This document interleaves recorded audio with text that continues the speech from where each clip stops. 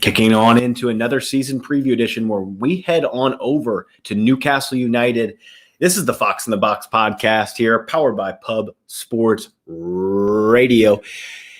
Cody, the Magpies. The Magpies are flying. They are flying. They've spent some cash.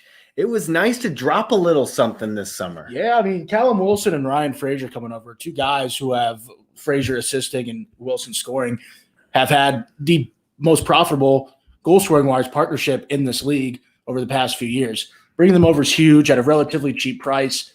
I love that. Jamal Lewis from Norwich, I was so high on him last year, man. He's so much pace. He's a bit of a raw talent. I think he needs some work. But another player where they desperately needed some help with their fullback position. There's really not too many negative things you could say. Their owner, Mike Ashley, has always been wary of splashing cash, and here he goes, just shelling out money. There was a rumor today, Matt. I told you about it earlier. I forgot what it was. I'll have to take a look at that. There's rumors of bringing in another player. I'll check back in on that. Yeah. But you have to just like what they're doing. This year, I had them at 14th with some of the moves that they're making and still rumored to be making. You can see them slide up on that board. But I have them 14th right now just because it's Newcastle. They kind of always languish down in that area. And gotta be happy if you're a Newcastle fan. You have to be. I mean, because they did miss out on that Saudi takeover and whatnot. So that was kind of a blow. I think that a lot of Newcastle fans really wanted that big money to pile into the club to make them what they once were.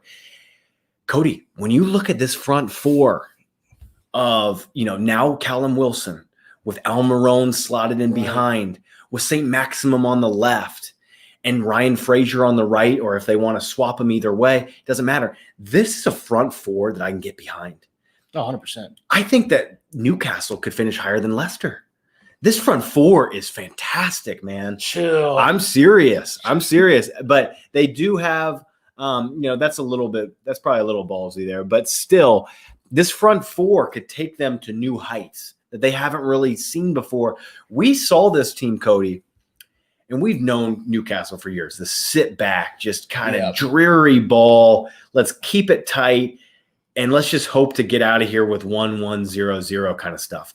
Now, in the restart, they were expansive, Cody. I was betting on some Newcastle overs, and I was like, what the heck is going on? Yeah. Why?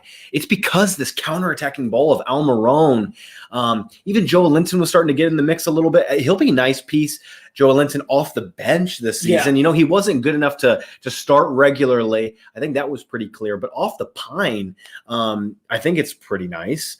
And just this front four, though, man, I can't say enough good things about them. Like you touched on Jamal Lewis, to be able to get one of those new, nice young left back prospects into your squad is huge. Yeah, and I worry about Steve Bruce, the manager, because he does have a tendency to play, you're right, dreary football. It's really tough to watch. Newcastle fans seriously dislike the way he plays football. I know that for a fact.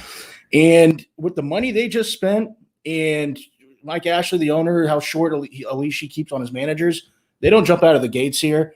He's my favorite for the sack race in that regard. Do I think that happens? No. I think they're good enough where they're going to get by, especially with the first month of the season, because they got their business done relatively quickly. Yep. And there's players that don't have to sit in the bubble because they're coming from English teams. So you're going to be able to roll these players out there. But I do worry if they struggle out of the gate, you're going to see managers flip and heads are going to roll.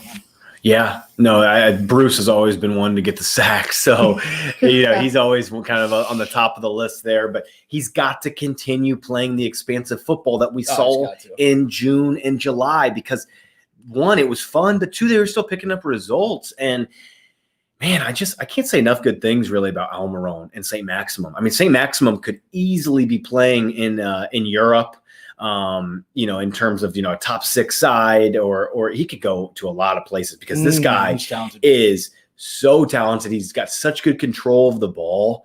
It's great. He's one of the best wingers really in this league. If we ever did like a breakdown of winger rankings and stuff like that in this league, that would be pretty fun because I think that he would be one of those that really gets slotted up to the top that is kind of not getting as much love as he probably deserves. Oh, 100%. If they didn't play such turgid football last year, he would have been all over the score sheet. And if you put him on a better team with respect to Newcastle, he would be scoring loads of goals and assisting goals as well. The guy's rapid. Yeah, he He's is. absolutely He rapid. is. Great player. And so if they can keep that front four happy and hungry, I mean, I could see this team getting into that number 10, number 9 mix. I really, really It's can. possible. It is. And that 10 to 15, almost 9 to 15 in the table, yes. you can those teams can go anywhere there. I know. It's insane. So it's going to be tough to gauge how some of these teams finish. But I'm excited for Newcastle. You got to be happy for their fans. They've gone through it over the years. Yeah, they have. So it's a decent outlook for Newcastle United going into the 2021 campaign. So that is our season preview for them, and we'll be on to other teams next. See you, Magpies.